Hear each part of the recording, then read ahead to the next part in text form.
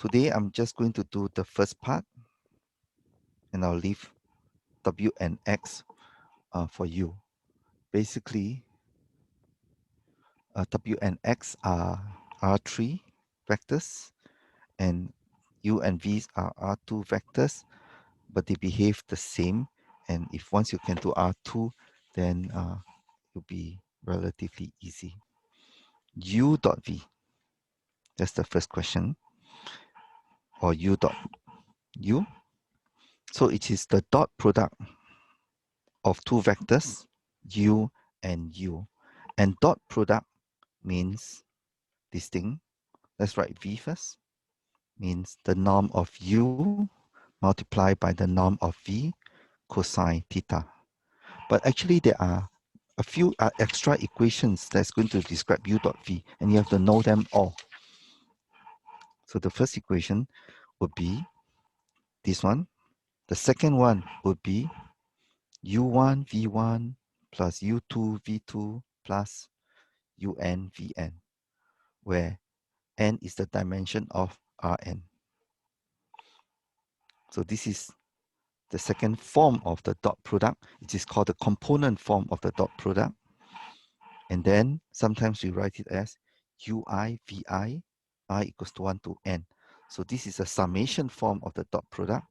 And then because we are working in linear algebra, we like to write it as U transpose V. So this is the matrix form of the dot product. And you realize that because U transpose V or V transpose U, they are the same, we actually can exchange this. And once you have gotten the hang of U dot V, most likely we'll be asking to find cosine theta. And cosine theta is derived from the first equation, which is U dot V, norm of U, norm of V. All right, and then you will need this for lab, Matlab. This question is highly mechanical. All you are doing is U dot V, and I prefer to write it as, or U dot U is -1, 2, -1, 2. So you realize that I actually, most of the time, prefer to write it in the matrix vector form. So this is actually U transpose U. And the answer is then -1 square plus 2 square equals to 5. Maybe let's try V dot U divided by U dot U. Now V dot U, you realize that a dot product always produces a scalar. So the numerator is a scalar. So the word scalar here means it is a real number. And the bottom is also a scalar. And then remember our scalar, if you calculate it, the top is 8, bottom is 5, and this is the 5 that we got previously, U dot U. Now, we then want to do question number 4. So let's highlight what is this asking for. 1 over U dot U times U. This guy is a scalar. This guy remains as a vector. So basically, we are changing the vector U and dividing it each element by U dot U. So what is U dot U? Just now we have calculated is 1 over 5. So this is U dot U. What is U? Let's look at U. This is -1 over and 2. So basically, I'm bringing the scalar 1 over 5 into each element, and the answer is -1 over 5, 2 over 5. So we are always playing with this. Later on, you'll realize that once you're doing least squares and Gram-Schmidt and projection, we are always trying to take a vector and multiply it by a certain values, basically stretching the vector or shrinking it. What about another one? Let's try number 5. Again, we are asking you to recognize this form. So this is a vector, the vector V, and this vector is 4, 6. What about this guy on the left-hand side? U dot V is a scalar. V dot V is a scalar. So again, It is some scalar multiplying by 4, 6. I've worked it out and I'll just put the answers here. 8 for u dot v and v dot v is 16 plus 36. So you work it out and then the answer is 2 over 13, 4 over 6, and then we bring everything in, and at the end we get 8 over 13, 12 over 13. So this is the final form of u dot v, v dot v multiplying by v. Later on, you'll realize that this form has a name. His name is the projection of u onto v. Okay, so how to recognize this form is finally we get something along v. We are finding what we need, which is u along v. So this is called projection of u onto v. Let's get the norm. For example, if I want to get the norm of u, it means the length of u. It means the Euclidean length. It also means like the Pythagoras theorem. For example, if this is u, I'm trying to find, and this is called a and b, I'm trying to find the length of u, and that's the idea. So if I have two elements, for example, this is, for example, minus 1, and this is 2, then it is 1 square plus 2 square root. The Pythagoras theorem giving me the length of u. That's the idea. All right. So with that, I think we can go to question 2. And here we're going to do true or false. This one is true. And true because if you look at 6.1.2, section 6.1.2, page number 2, this is the definition of the norm, which is basically saying that the norm of a vector is the square root of the individual elements square. And therefore, that's why we always want you to write it in different forms so that you're not confused. Bi, and then this is equals to V transpose V, or then finally V dot V. And then finally, when we have reached here, we'll do one more step. We'll actually square both sides. And then you sometimes see it in this form. So the reason why it's so confusing is because there are so many ways just to write this thing. All right. With that, we'll proceed again. And here, this is also true. And I'll point out to you where it is now.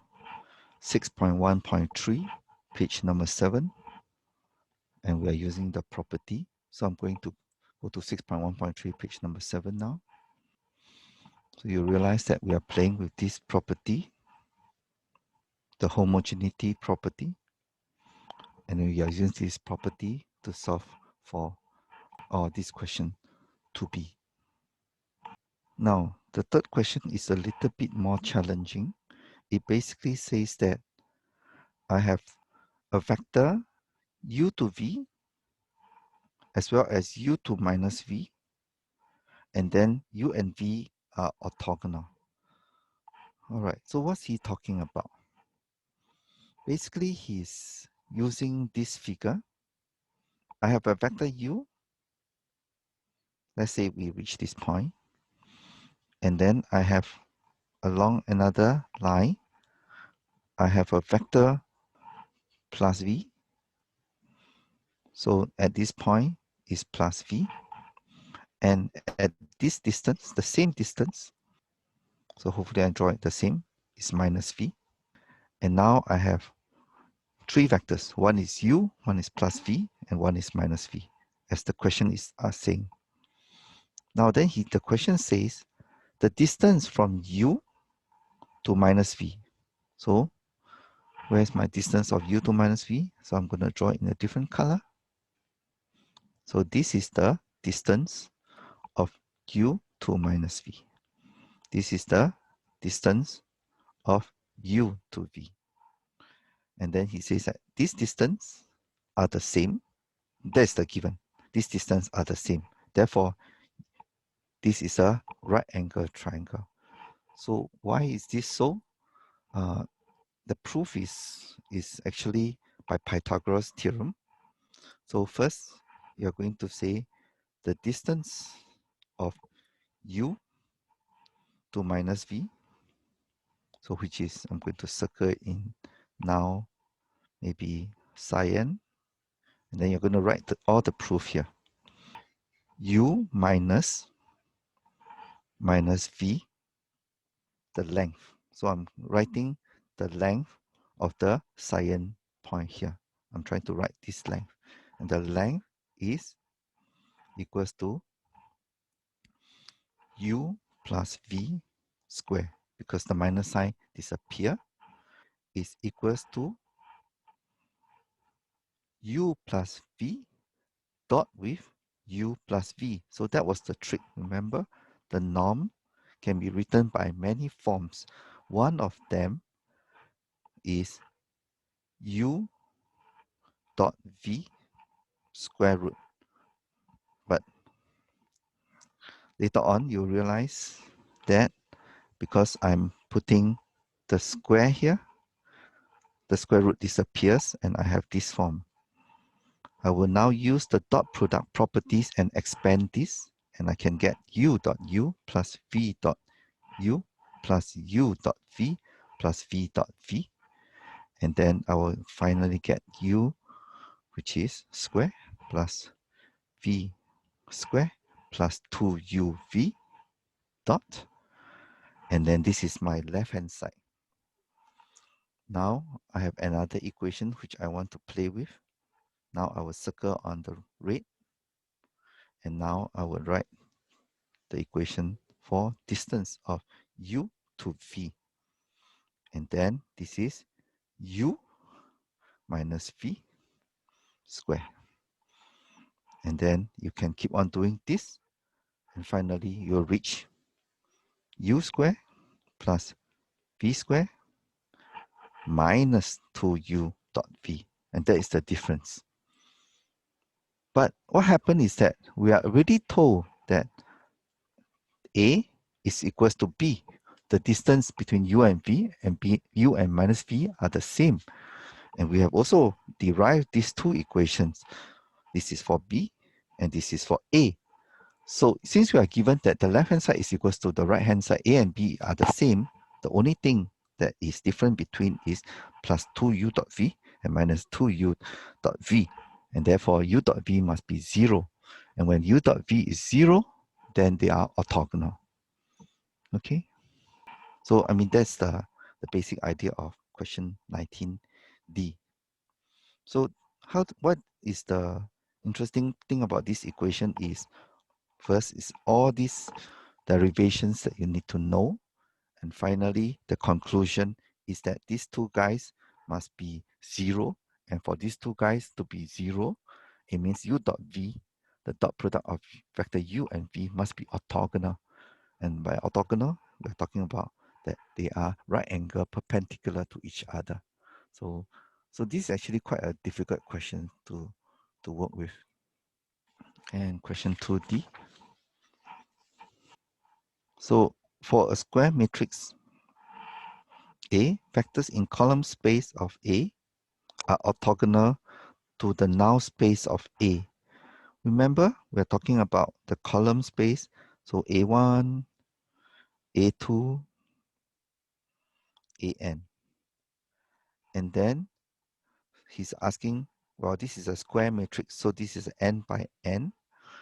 So he's saying that is the columns of A perpendicular to the null space of A. Actually, in the past, we have always think that the null space of A is perpendicular to the row space of A. The row space of A is the column space of A transpose. Null space and the row space are perpendicular. But null space and column space has nothing to do with each other. So the answer is, this is actually false. So we'll just give you just one example. All right, that let A is equals to 1, 0, 1, 0. So in this case, the column space of A is 1, 0. Yeah, we only have one column that is independent. The column space is the independent column. What about the null space? The null space of A is the set of x such that AX equals to 0. So the answer is, we'll get 1, the first column, and minus 1 multiplied by the second column, and A times this guy would be the 0 vector. So this is the null space of A. We have chosen it very simply so that we don't need to do any calculations. So is this vector and this vector orthogonal? And answer is, it is not, of course, because it is 1, 0 multiplied by 1 minus 1, and the answer is 1. So it is not orthogonal. So we're just finding a very simple counter example. This question is just trying to fool you into thinking that they can be orthogonal. So now I am in question E. So to answer this question, you have to understand something called the direct sum of subspace. Basically, the question begins like, some vectors are given to us and they span W. We are given X, and X is orthogonal to all Vj, j equals to 1 to P. We are trying to say X belong to W perpendicular. So we have W is spanned by V1, V2, Vj, Vp, sorry. And then the question says, since W is spanned by this, it means that all linear combinations, so normally we use C or X, x1 v1 plus x2 v2 plus or xp vp. So we are saying that the W is formed by a linear combinations of v1 to vp.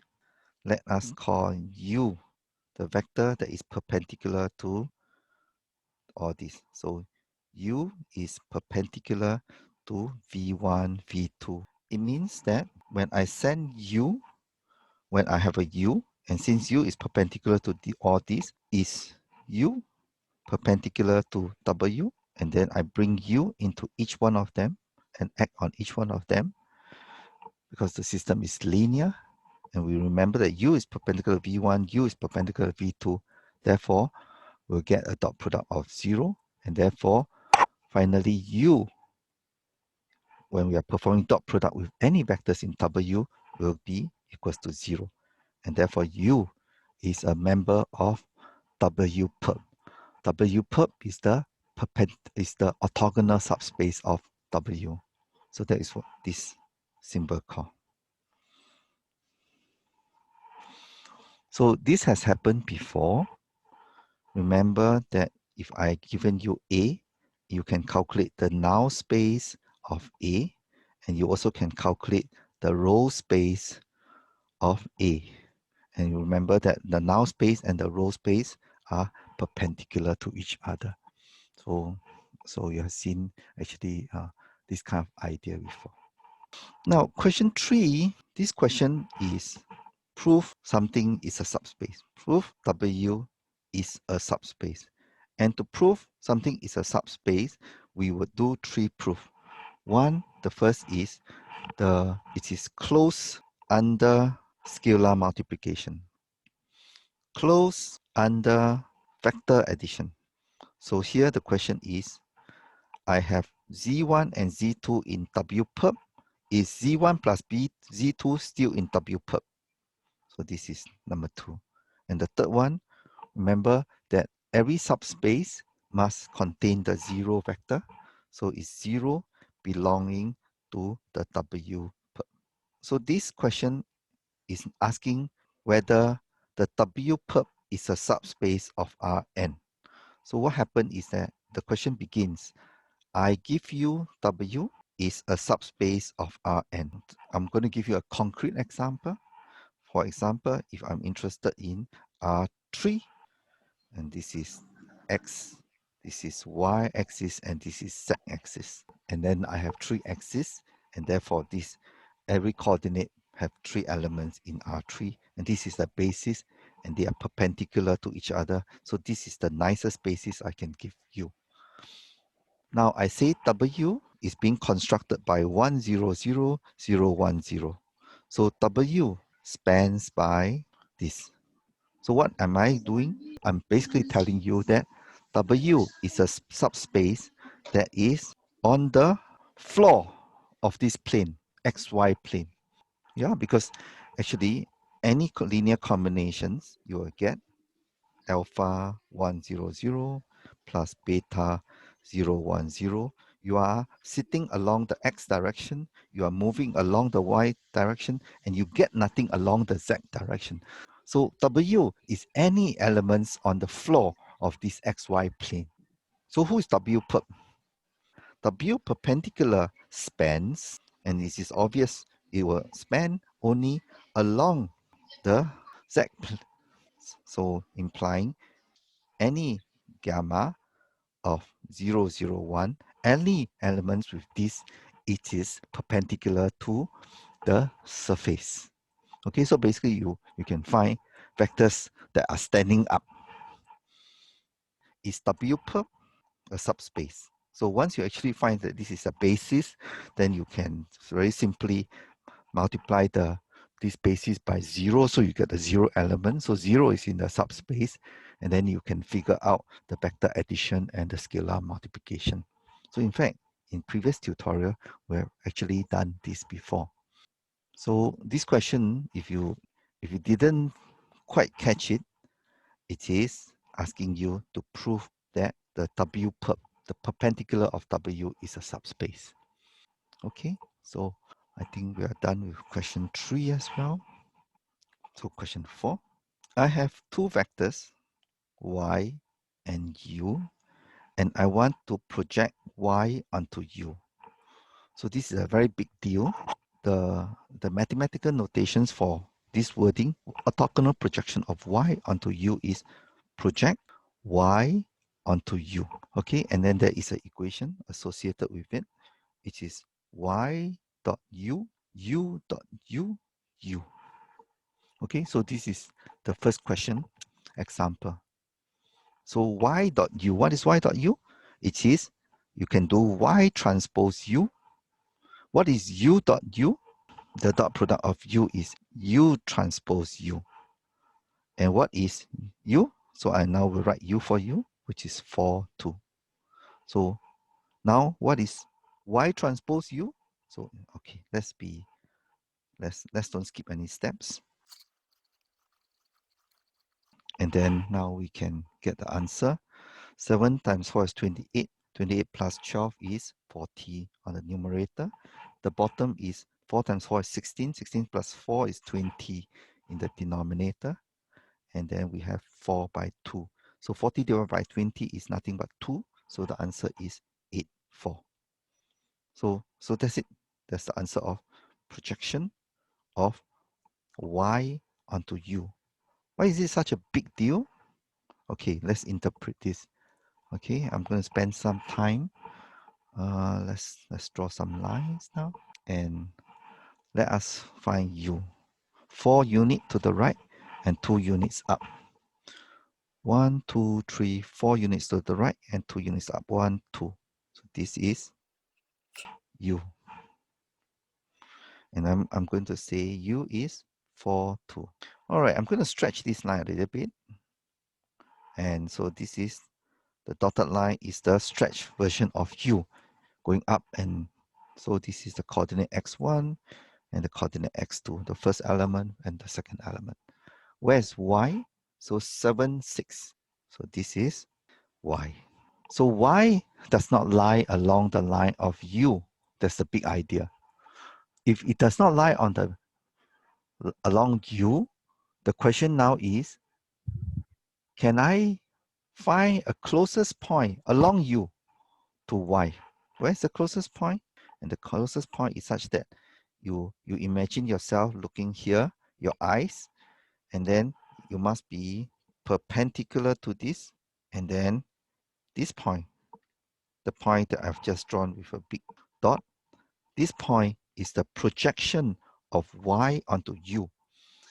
And it says that if you go behind Y and look into Y and shine a light onto Y, the shadow that is cast onto U and this guy, this is the projection of Y onto U. Projection. Okay, that's why the word projection. And why is projection important? Because it tells us the best U scaled version to approximate Y. So that's a big deal. So Y, then we have calculated 8, 4. Let's go and see. Is it 8, 4? 1, 2, 3, 4, 5, 6, 7, 8. Okay. 1, 2, 3, 4. Yes, about right. Okay, so if you guys go back and use a graph paper and draw it, and then you'll get the correct answer. And the trick is to get the correct answer is that this error must be perpendicular to the dotted line of U. So another big idea come. So we call this the error vector. The error in approximating Y onto U. And the error is perpendicular to U. To find anything that is perpendicular, we get the dot product, and the dot product of the error vector, error, and dot U must be equals to 0. So that's the key idea here. So I've gotten projection of Y onto U. What about E? So if this is the vector error, and I call this E, so I should say projection of Y onto U plus E is equals to Y. That's the equation, right? I have one side of the right angle, E is the short side, and Y is the hypotenuse. And therefore, E is equals to Y minus projection of Y onto U. And what is Y? 7, 6. And what is my projection of Y onto U? 8, 4. And the answer is minus 1 on top and 2 below. So this is E. Can anyone figure out why minus 1? Yes, of course, because our E is pointing backwards along the X direction. So minus 1 step. So if you look at it carefully, this is 1 step minus 1. And what about the vertical direction? It's 2 steps. Let's look at it carefully again. Yes, it's 2 steps about. So if I draw it properly, we'll have gotten it right. Now, of course, we never like to approximate anything. We have said that E is orthogonal to U. So let us figure out. So minus 1, 2, and we dot product with U. What is U? U is 4, 2. Answer is minus 4 plus 2. Got it. So E. So we prove it by E dot U equals to 0. So E is orthogonal to U. So this question is very, very nice. It shows you the big picture of projection, orthogonality, dot product, and everything. Okay. All right.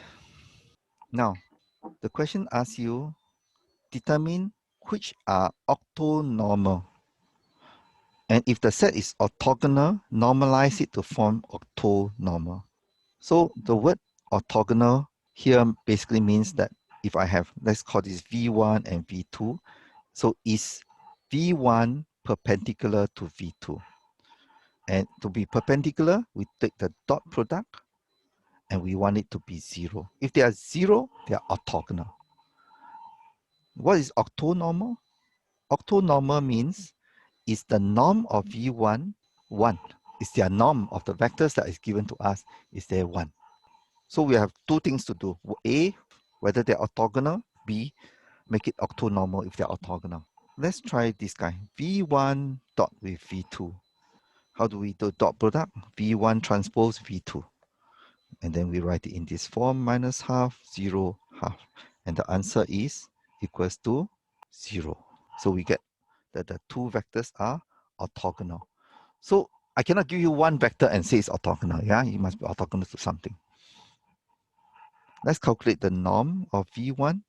The norm of V1 is the length of V1, V1 dot V1, and it is 1/3 square plus 1/3 square plus 1/3 square. So this guy is square root of 1/3. So he is not equals to 1. Means that this vector length is not 1. So how to normalize into 1? To get V1 hat. Hat means the normalized version of V1. I will get V1 and then divided by norm of V1. So this is the trick. To normalize a vector, I take the vector and then I divide it by his length. And then basically I'm doing 1 over square root of 1/3, which is the norm, multiplied by the vector itself. And that's it. So I get the first guy. All right, so you also have to normalize V2 as well. And then we are done. Now, the other question, 18, is it orthogonal? Let's do the first one first. Is it orthogonal? So we do, let's call this U1 and U2. So again, U1 orthogonal to U2 question. So we do U1 dot U2, and then we do 0, 1, 0, we dot product 0 minus 1, 0, and the answer is minus 1. So of course it's not orthogonal, and then there's nothing to do. So the set B, this one set B, is not orthogonal. Set A is orthogonal, but not orthonormal, so we have to do normalization. And we are done with question number 5. Now we have two questions here. So how to see the graphical versions of E? Okay. Here. So we want to project U onto V. So we take V and we generate a dotted line and we put our eyes here and we look down. We imagine ourselves to be the sun and shining a light, and we imagine U to be a rod, and then a shadow will be formed on V. V is the floor. And the shadow of U will be until here. Now, projection of U onto V is this interpretation. What about the error? The error exists because we got where V is. We got this approximation. We got this point, and we got this nice green arrow to approximate U using V. But we know that it is not exactly at U. So where's the error? So this is the error. So I'm going to use a different color now. And this is the error. The error is right angle to my projection. And then I can find the error by doing this.